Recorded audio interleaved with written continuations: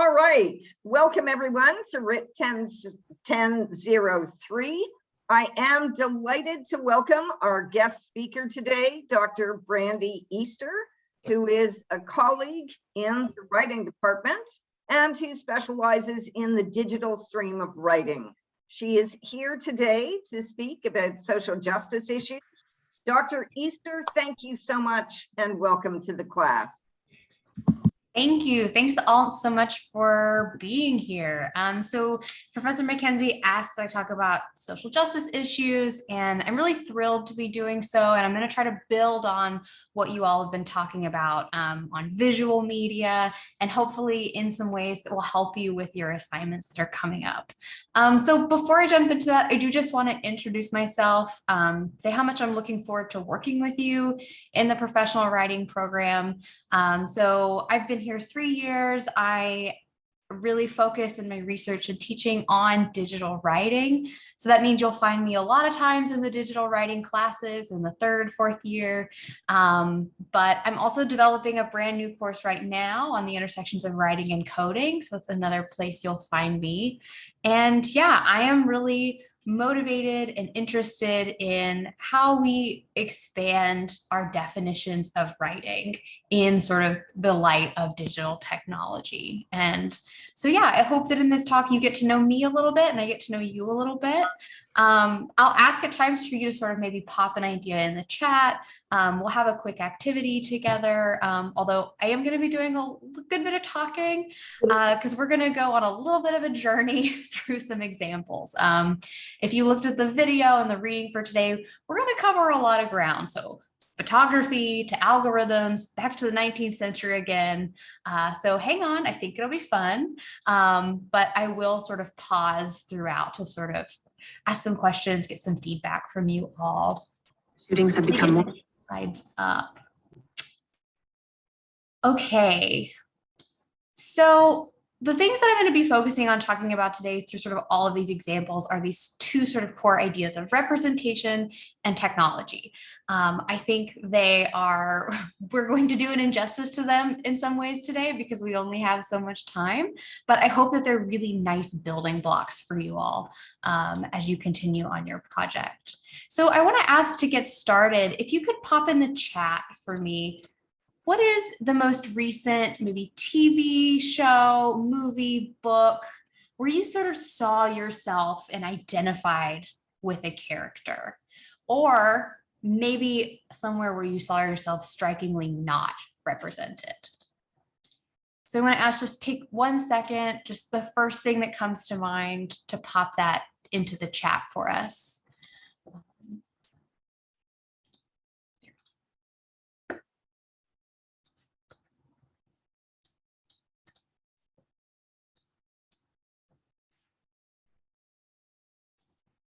Awesome. Okay, so movies rolling in, TV. Hillary, I was watching Grey's Anatomy last night.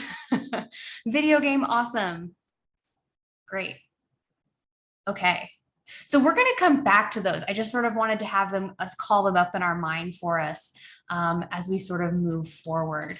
Okay, so we have 75 minutes. Here's my plan. I'm going to go over some key concepts around the reading and the video for today. We'll do a short activity, and then we'll talk about how you can use that in your assignment. So if you only take one thing away from what I say today, I hope it is this: technology is not neutral. Technology plays a significant role in social justice issues, including but not limited to representation, which we're going to focus on today. But representation is a sort of central and core issue if you are thinking about visual media and doing critical analysis of it. And I want to argue to you today that any critical analysis of digital writing must attempt to account for how the technology itself participates in the meaning making. We'll talk about what that means and some of the challenges to it, but that's sort of like the big idea that I want you to take from today.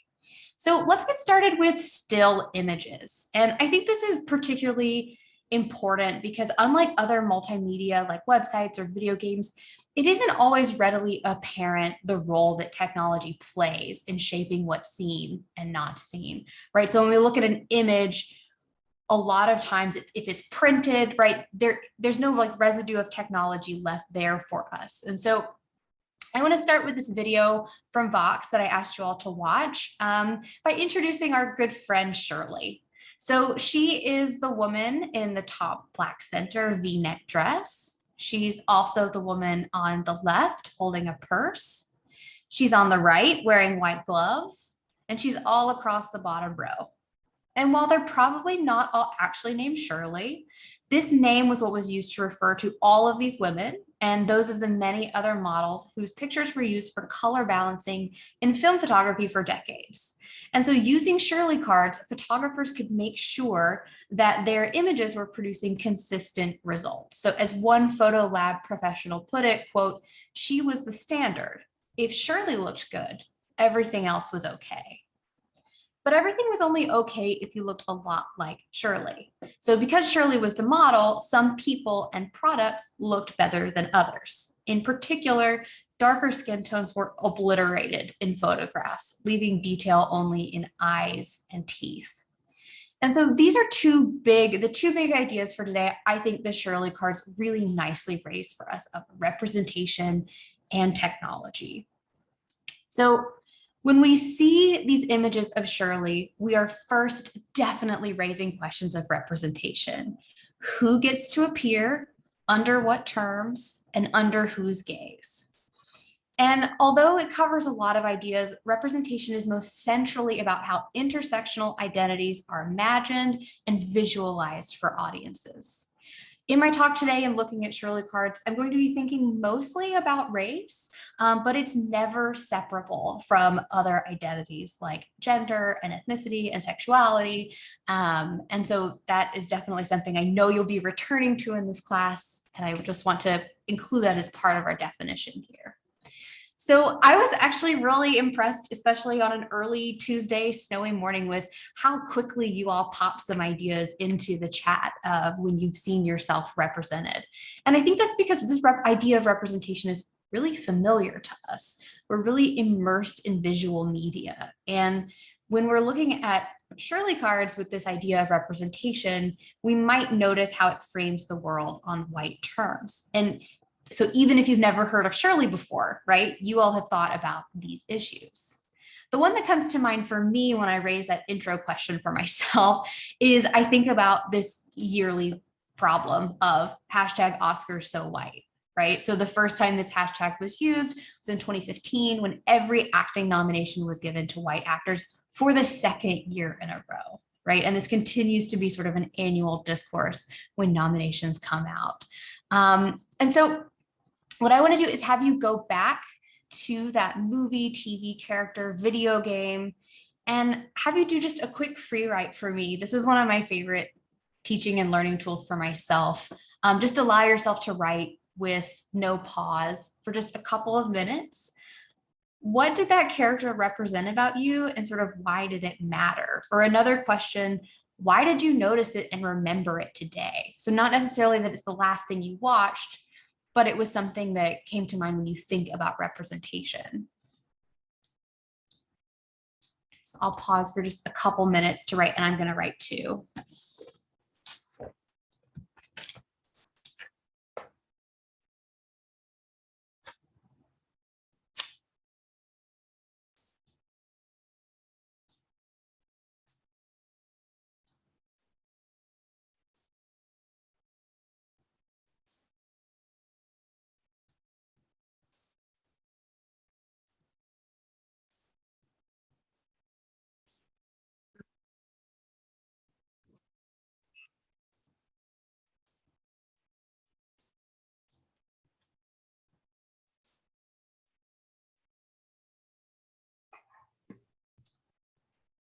Okay, so final thoughts.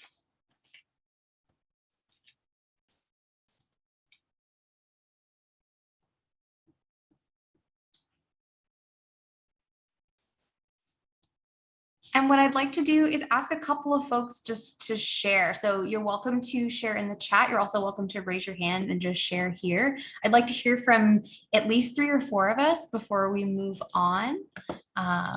Sort of a little bit about what you wrote about.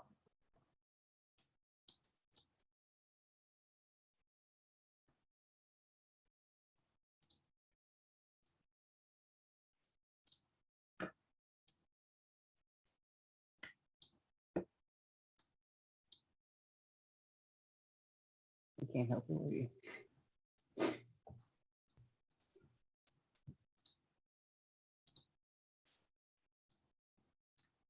Yeah, thank you.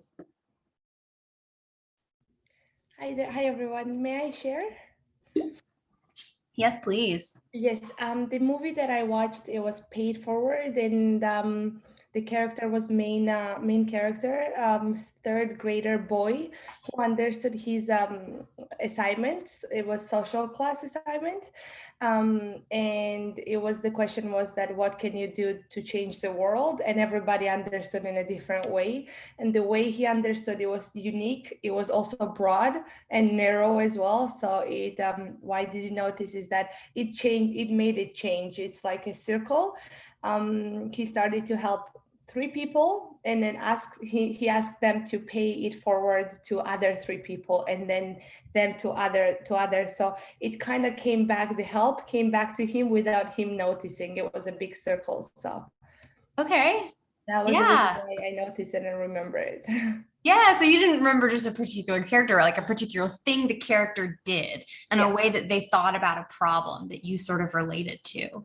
I'm seeing lots and lots of ideas here in the chat. So central character Devi, I'm not sure which show this is from, right? But seeing an Indian character instead of a white protagonist, not being really meaningful.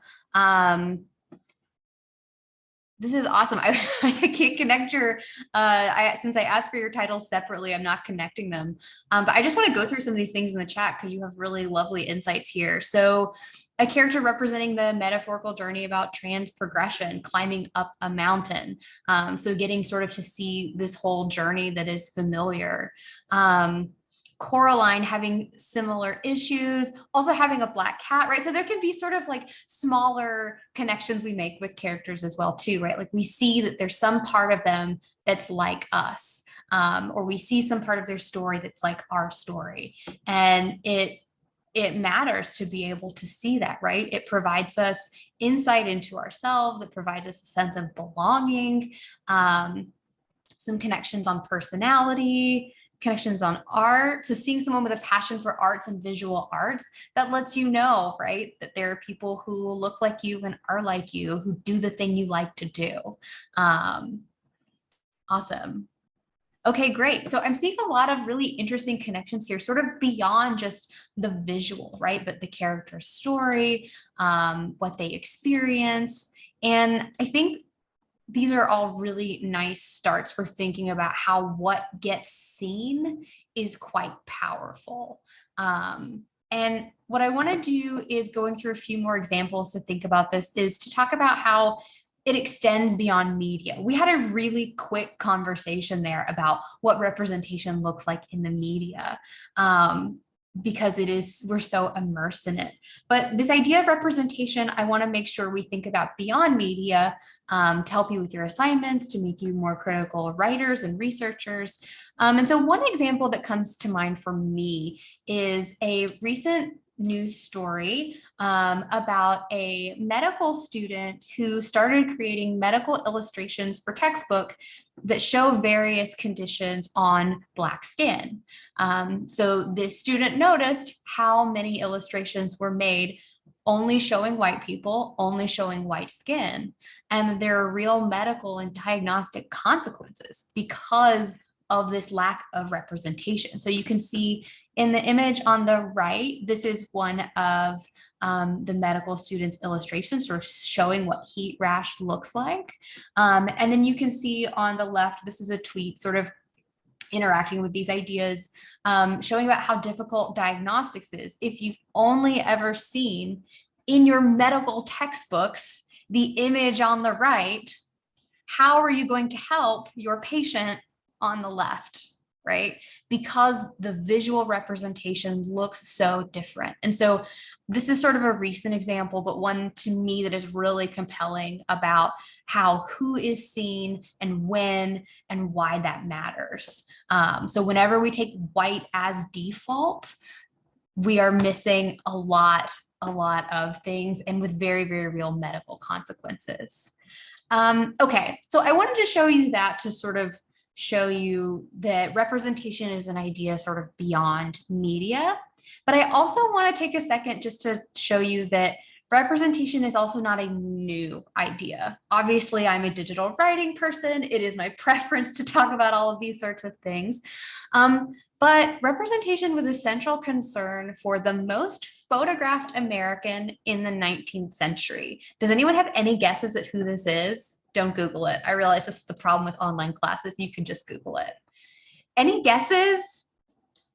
The most photographed American in the 19th century. It was Frederick Douglass.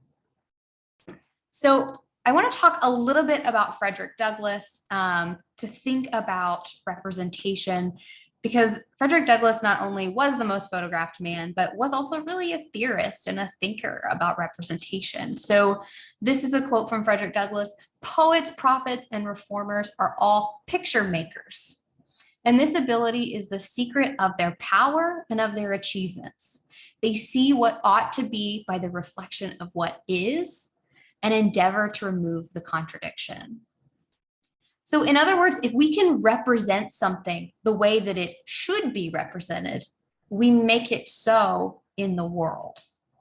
That's a pretty powerful claim about what writing is and what writing can do. And I just want to show you, so Frederick Douglass had over 160 photographic portraits of himself. And I just want to ask in the chat really quickly what your response is to these. So how do you, if we know Douglass is thinking about representation in these ways, how do you think Douglass is trying to represent himself, and how can you tell? What are things that you sort of notice about these images? What stands out to you about them? What is Douglass trying to represent about himself?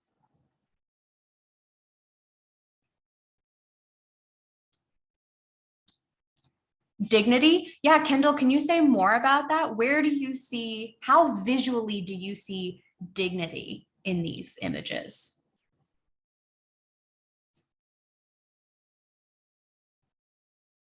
I think you're absolutely right. The dress, the posture. Yeah, so his expressions, he's looking very confident, very proud. We see in all of them, right? He is wearing a suit, he is wearing a bow tie, he is sitting up. A lot of his portraits are sort of this sort of portrait dimension, very on brand for the 19th century. And yeah, high class with the clothing looking powerful. He looks quite serious, although smiling in 19th century photographs was pretty hard since you had to be still for so long. But yeah, these are all definitely good things to notice here. So you're getting sort of like a sense and an emotion from these photographs, but you're also connecting them to what you're seeing specifically in the picture. And I think this is a really good sort of practice for your analyses, right? So what does it mean to say he looks like he's trying to present himself with dignity? Where can we see that in the details of the clothing, of the expression? I just want to share a little bit more about Douglass. So this is from scholar Henry Louis Gates Jr. So Douglass was intent on the use of the visual image to erase the astonishingly large storehouse of racist stereotypes that had been accumulated in the American archive of anti-Black imagery. So meant to undermine the rights of freedom and citizenship and economic opportunity. So when Douglass is crafting these images, because they're self-portraits, right? He's doing so in a particular way, and he's doing so in the ways that he appears and in the quantity of the images, right? So trying to represent something in order to make it so, in order to change ideas and change minds. So I'm actually really struck sort of looking at these images of Douglas again, sort of how much they remind me of Shirley, the Shirley cards, even though they're sort of decades apart, how Douglas is positioning himself really as sort of the rightful and repeated subject of photography.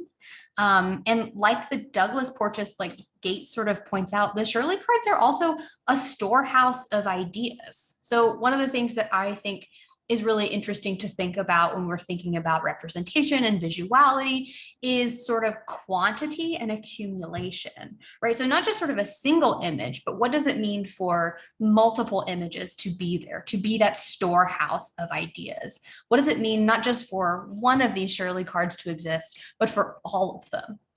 So I think that's something that might be interesting in your assignments too, to think about, is sort of visual accumulation and the multiple ways that it appears. So I want to go back to Shirley cards because I want to go back to our second sort of core concept. And I promise that section was the most wide-ranging in terms of examples. So I want to go back to talk about technology. And this is a terrible definition that you should never use outside of this class. But for us today, I really want to think about technology as the tools of and by which we encounter representation. So again, this is very silly. It's very narrow, but I want us to think about technology in this way to sort of connect it with all of the visual media you're looking at and how we might look at it. So what this means is when we're analyzing visual and digital media, we have to think about more than just the final product. We have to think about all the ways that it got there and how it's continuing to being circulated and shown to us. So the problem with instant film technology like Shirley cards that helped with quality control was that the processes by which they developed presumed whiteness by design. So if you watch the Vox video, they did a really lovely breakdown of how the chemically sensitive layers are on top of each other, how they respond to certain tones. And this is important because it's going beyond the idea of representation. So not only that Shirley is quite literally the person who appears in pictures, but also that the technology itself was made to best capture someone like Shirley. So instant film, just a little fun note, was Polaroid's breakthrough technology in 1940. It's why we know who Polaroid is at all. And this meant that prints could be produced in minutes instead of going to a lab. But just like the lab version, it is a chemical process. So instant film has a chemical packet at one end. And when the image is captured, if you think about a Polaroid camera and the ways that the image slides out of the rollers, that's actually the chemical process sort of being initiated. So the rollers spread the chemicals evenly over the film, which allows it to develop in minutes. But like I said, as we saw in that Vox video, these chemicals and how they respond to certain pigments was a choice. It wasn't a matter of sort of a neutral physics or chemistry. The design of the technology is part of what's happening. And even, or perhaps especially, technologies that we don't see or don't have access to can shape how communities are represented and imagined.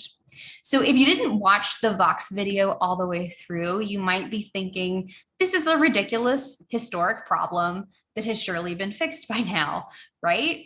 And it sort of was. So instant film technology was changed in the 70s, but not when people complained, when companies complained that their furniture and their chocolate didn't look very good in pictures. So then they were able to add sensitive chemicals and layers that were more sensitive to warm and dark tones. But because the design of technologies and their build on whiteness has not changed, we can continue to see this. So this is another example from the Vox video of the HP webcam not recognizing someone with darker skin, but also in the news, AI, facial recognition technologies. Visual technologies can quite literally invisibilize or refuse to see Black people. And this is especially important because companies like Polaroid, companies like Google, which we're going to talk about in a minute, companies like HP, they position themselves not only as sort of value neutral, but often progressive, right? Google's motto, don't be evil, right? They're companies who tell us they are doing good, which only further hides the role that the technologies themselves, the role that they're playing in the meaning making. So I want to share with you a little bit from a scholar I didn't ask you to read today. As we move on to think about algorithms, representation, and bias. I hid my slide. I hid my slide or deleted a slide. So that was a fun preview. Oh, there it is. Okay, so this is from a scholar named Ruha Benjamin, who calls this tendency of technologies to be developed with and produce biased results the new Jim Code. And so, as she warns, the fact that new tools are encoded with old biases is surprising only if we equate technological innovation with social progress. So when we analyze visual media, we need to consider technologies themselves to the extent that we can when you look at multimodal writing. Okay, and this moves me onto my last topic before we'll do sort of an activity and talk about your assignments, which I've previewed for all of you through my slides. So we're going to talk about algorithms, representation, and bias. And this is really moving us on to talk about the piece that you read by Sophia Imogen-Noble, who also has an excellent book, Algorithms of Oppression, if you are interested in this content. And I want to think about the role that technology has in shaping what we see, even sort of beyond the visual.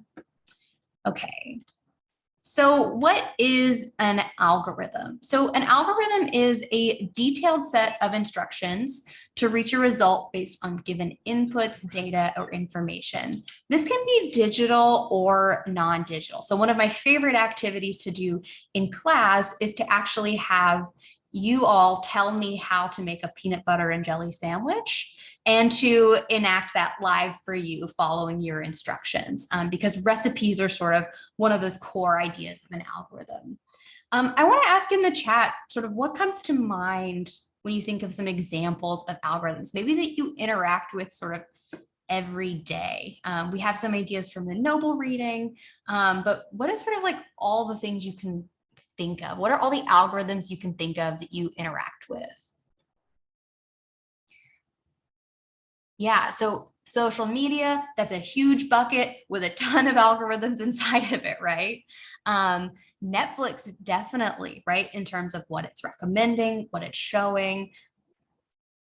The news, there's a lot of really good research about filter bubbles and how once, the algorithm learns what kind of content you want to see, it continues to present that kind of content.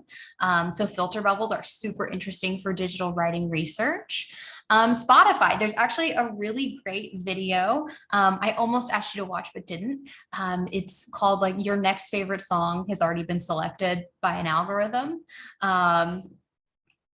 And it sort of talks about how that works. Online shopping for sure. Ad preferences. I definitely wanted to make sure we raised ad preferences because I know ads are something you might be looking at here. So when we're looking at an ad, how do we think not only about the ad itself, but how that ad got to us, right? What are the means in which that ad appeared before us? Yeah, and some really nice non-digital examples, right? Like a Rubik's Cube. So I think that's really important, like the recipe to sort of throw in here. So these are not things that are unusual to you or outside of your realm of expertise in a lot of ways.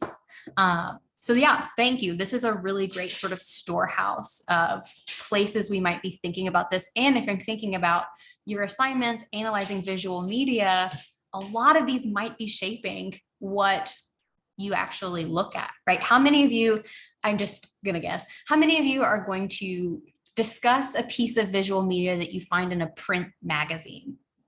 Probably zero. That means thinking about this technology piece is extra important.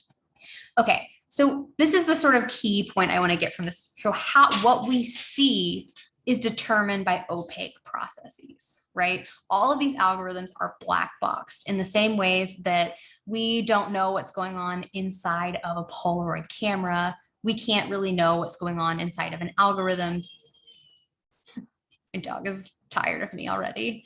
And this is something that we have to navigate as writers. What can we figure out? And also what is not available to us. So I want to talk about a couple of examples and sort of this difference I'm trying to establish here between thinking about representation in the ways that we usually think about it, and also adding the technology piece. So if I think about this idea of Oscars So White, I'm thinking about all of the people who chose to cast all of these actors into these important roles. And then I'm thinking about a selection committee of people who nominated them, right? I'm thinking about the human action in sort of making this representation happen. If I think about this, if I Google images for professor style, which is one of the examples that Dr. Noble talks about in her book, this is a little less clear to me how this got here, right? I can sort of imagine how Oscars So White happened. It's harder for me to understand how Google has decided that professors are all men who wear tweed blazers, right? It actually gets even worse if you click university professor on there. It becomes like Robin Williams somehow exclusively. So this is something I want to sort of raise to our attention as we're thinking about representation and the means in which visual representation happens for us.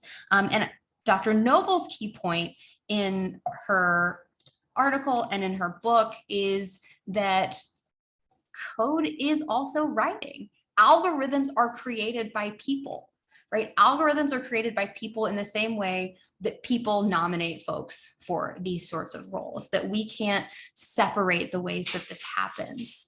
And so being curious about them, holding technology companies accountable, and being critical of them is important, right? So when Google presents itself as a company that's doing good, that is positive, that is progressive, we might not question why all the professors are men in blazers. And so if you read Dr. Noble's article, you may have done a few of these searches yourself to sort of test them out. She's really focused on the representation of Black girls, which I don't know if in this article in her book she talks about. Google has changed a good amount. They have sort of re-indexed the search options, which just, again, shows that this is not some sort of science technology. It is written by people. But so what I want to do is I want to spend a little bit of time doing this, but I want to show you a couple of ways you might look for this. So Google Images can be a really compelling way to look for this. We can see sort of immediately who's being represented.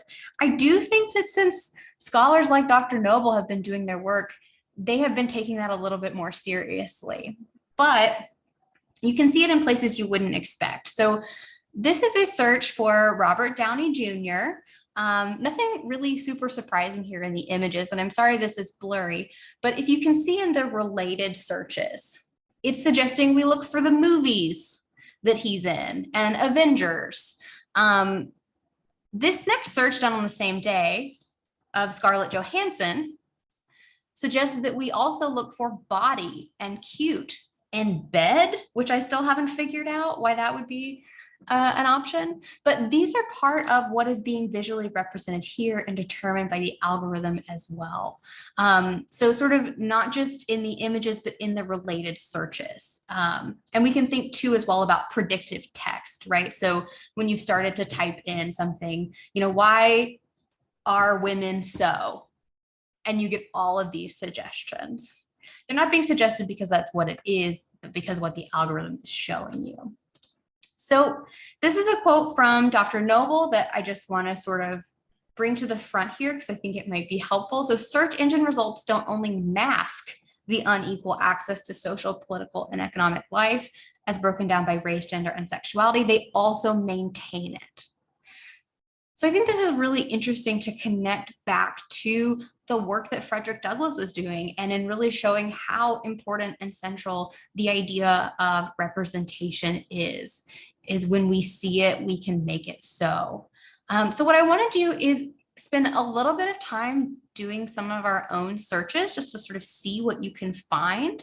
So what I want to do is spend a few minutes trying out some searches or other platforms. Like you guys identified a ton of algorithms. And these are some suggestions for what you might look up. Like the future job you want, right? So I looked up professor style. Nobody looked like me there. But interestingly, if I look up teacher style, it's all women in dresses. You might look up your major. You might look up your hobbies, something else. So what I want to do is give you about 5 or so minutes to do some searches and come back with some search results to share with us. And I'm going to drink water.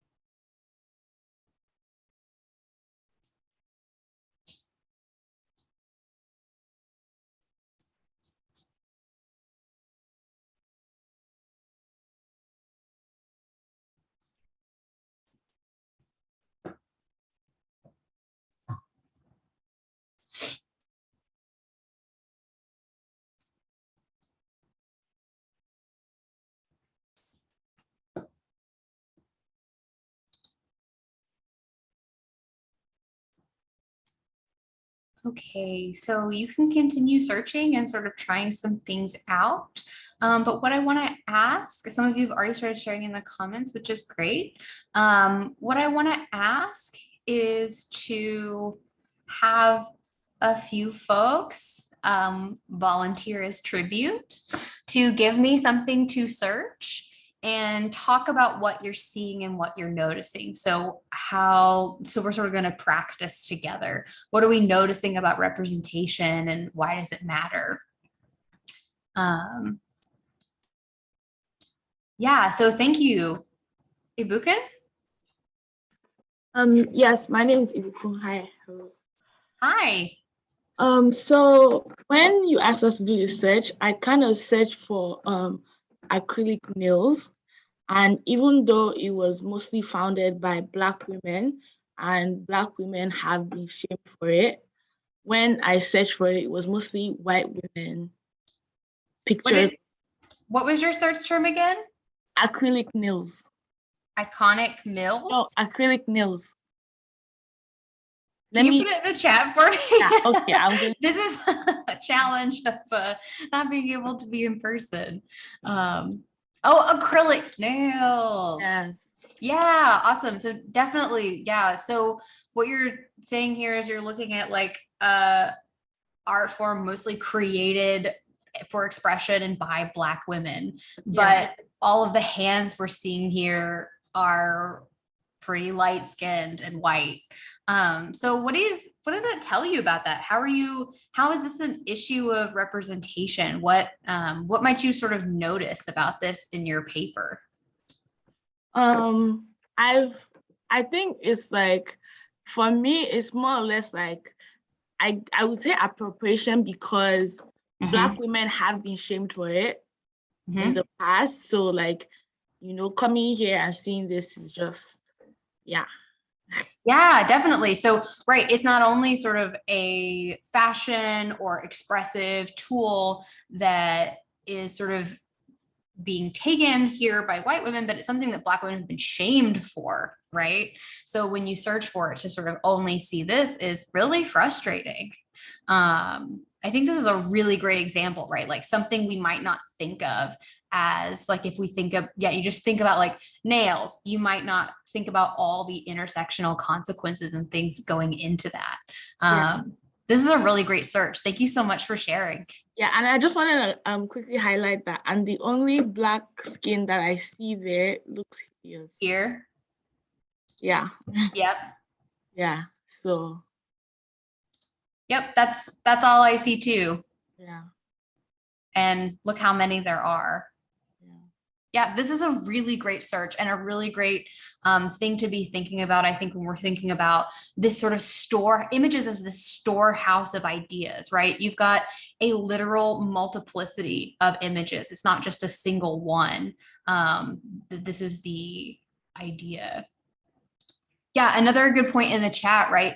The ones on the hand of the Black woman aren't that nice. And actually the picture isn't that nice, right? Okay. Can I get someone else to volunteer? That was amazing. I see some in the chat. Smart children gives us a lot of boys. That's not surprising, considering the ways that we talk about smartness and beauty and what we value in sort of children. Can I get someone else to volunteer to talk with me again through an example? That was really great.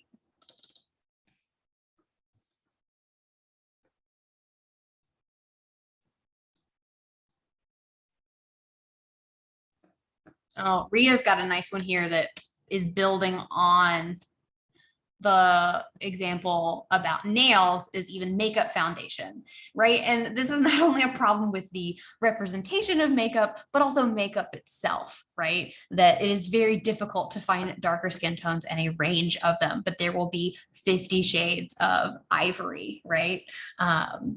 This is a really great find too. It's definitely something really interesting for visualizing. I think there's probably a lot to think about in terms of makeup and hair and style and these sorts of ideas. Any other interesting searches someone wants to talk through with me? It was so great. Is it okay if I can go? Go for it. I actually noticed something as well. Before, when I would search up beautiful women, it was like mostly white women.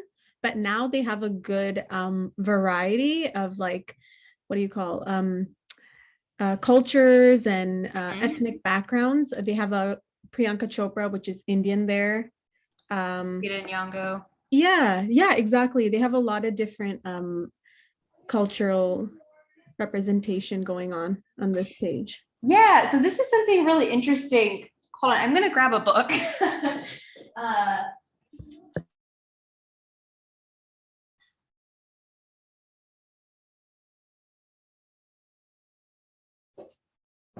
I'm not going to grab a book, but if you look at Dr. Noble's work, this is something really interesting to think about, right? So we are limited in some ways in our searches by our particular time, also the location that we're searching from. All of that sort of matters. Yes, in the chat, there is still only one dark-skinned woman here. But I think what is really interesting about this is if you had done this search, I think you're right. If you had done this search several years ago, it would have even less diversity of representation. But the fact that it changes is evidence that these things are changeable and that they are happening from someone, that this is a site of intense sort of rhetorical action and writing and meaning. And that when a computer does something, we don't just accept it because that's what's normal or that's what's right. They actually change because people do this. Thank you so much for that example, and something that you've noticed too. I think you're absolutely right. And it can be a really interesting thing if you notice something, to take a screenshot of it, try it from a different location, try it years later, because this is one of the limitations for us as writers, right? Like Google is not going to give us their algorithm so we can write a really good paper. They do not care about us. But those are some of the really interesting rhetorical strategies and research strategies that you can use as a writer when you're looking at digital media, right? To test it, to play, to experiment, try different things, see what you find. I think that's a really, really nice thing to bring up here, because that is what's in your control, right? Like we can't get inside the black box, but we can try lots of things and see what comes out. Could I get maybe one more person to go live with me? Can I go? Yeah, please. Okay, so I searched up famous chefs, and what's really weird is that I noticed like 90% were male. And it's weird because we often have like this preconceived notion of how women have the role or like the household duty to cook.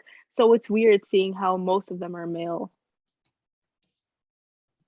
Yeah, no, that is definitely really interesting, and something that I think about a little bit in my research in terms of programming, right? So the ways that professions and hobbies become sort of masculinized or feminized, representation is definitely part of that. That's a really complex rhetorical process, right? So if we think about, I'm trying to think what I would look for instead of chef, right? But there's a difference between sort of like a chef and the way that that's been masculinized. And I noticed that most of these look like they're Gordon Ramsay, which is pretty funny in terms of thinking about like masculinity, because he's so angry and intense. But yeah, I think that's a really great thing to notice here.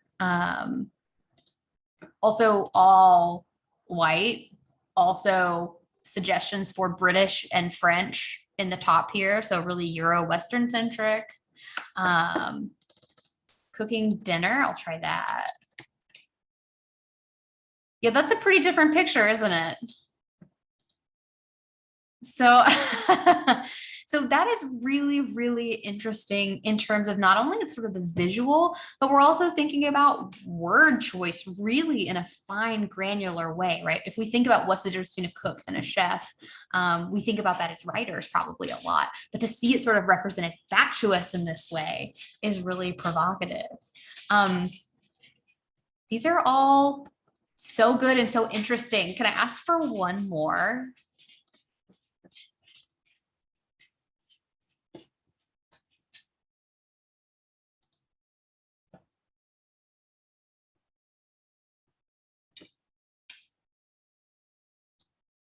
I'm trying to think. There was one I did the other day that had sort of changed.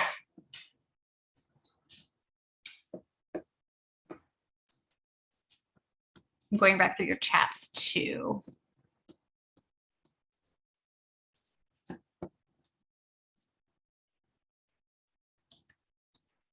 Oops.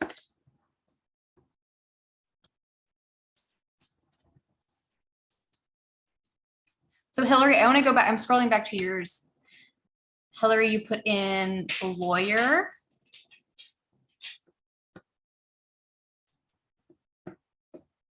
And Amanda put in anthropologist.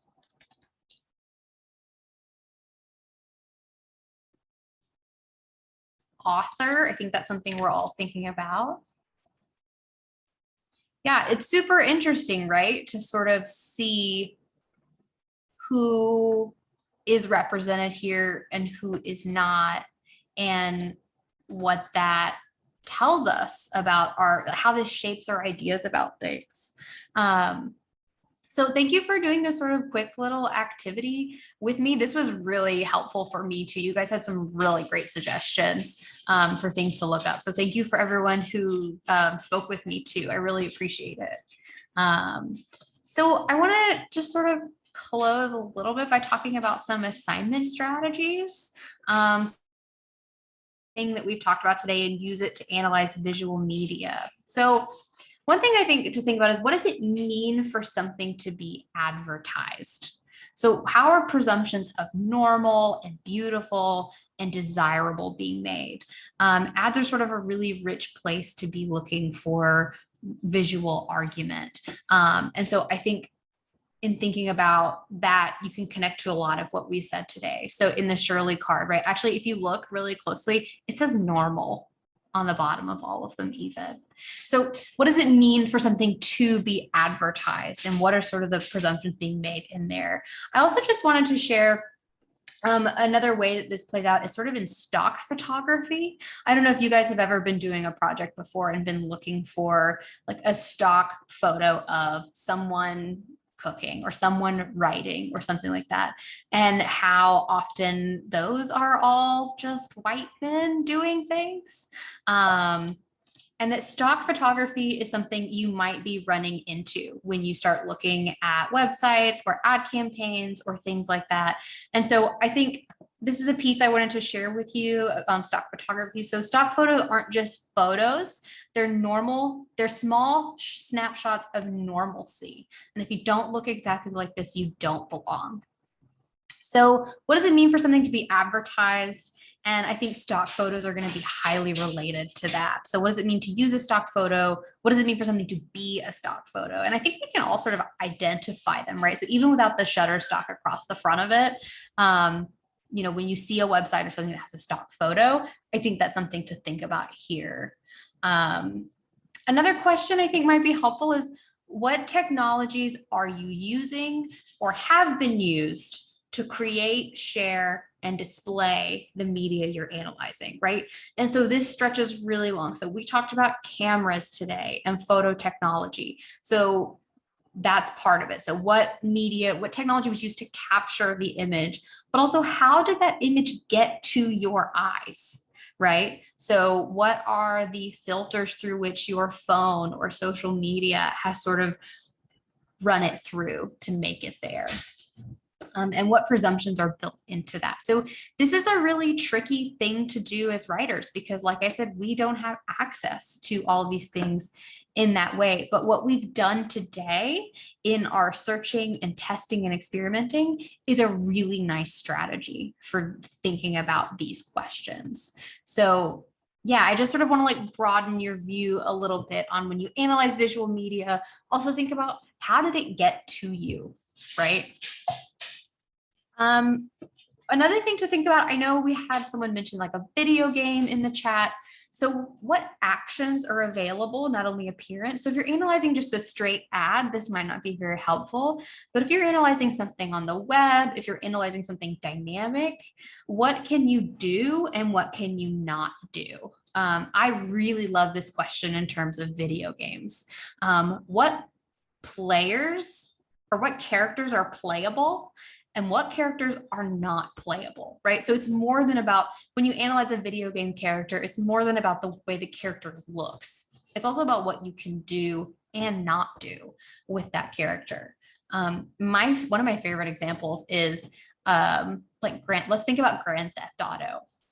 When we think about Grand Theft Auto, we think you can do anything in Grand Theft Auto, right? The available actions to me in Grand Theft Auto are anything. I can wander around the city and do anything. But you cannot bake a cake in Grand Theft Auto. That is not an action available to you. And that is something to think about in terms of what the argument of it is and what's possible. So depending on what you're looking at, that might be something to think about as well. That's really all that I have. I wasn't quite sure how long we would go. I'm definitely happy to do some more Google searches with you or talk about your assignments. But thank you so much for your time and your engagement. I learned a lot from the searches you guys were suggesting, and you had really, really good ideas in the chat. So thank you all so much. Let me stop this. Thank you, Dr. Easter. That was absolutely fabulous. And I think it will be very helpful as we begin to analyze our ads. Perhaps if anyone has questions for Dr. Easter, you could put them in the chat or you can raise your hand. Yeah, definitely.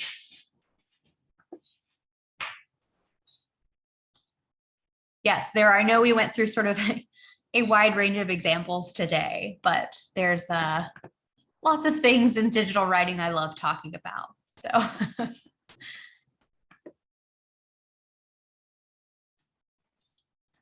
Well, Senia, I'm going to take this as my motto. Why bake when you are busy destroying the world? Oh, come on. I like watching baking shows. I cannot produce the same result at home. And I do think it's ironic that when I'm using my treadmill, I'm watching the Great Canadian Baking Show, which is all about calories and eating, et cetera, et cetera. So let's just check the chat again. Thank you, everyone, for the comments. Yeah, and if you run across something really interesting in your Google searching, I'd love to hear about it. So definitely welcome to email me. And yeah, I look forward to working with you all in the future. Yeah, well, that was fascinating. Brandee, thank you so much. I think we'll close there. We can't express our appreciation in the usual manner because you can't hear us doing this, but you are getting lots of comments in the chat. So I'm going to stop recording now. Anyone wants to stay behind for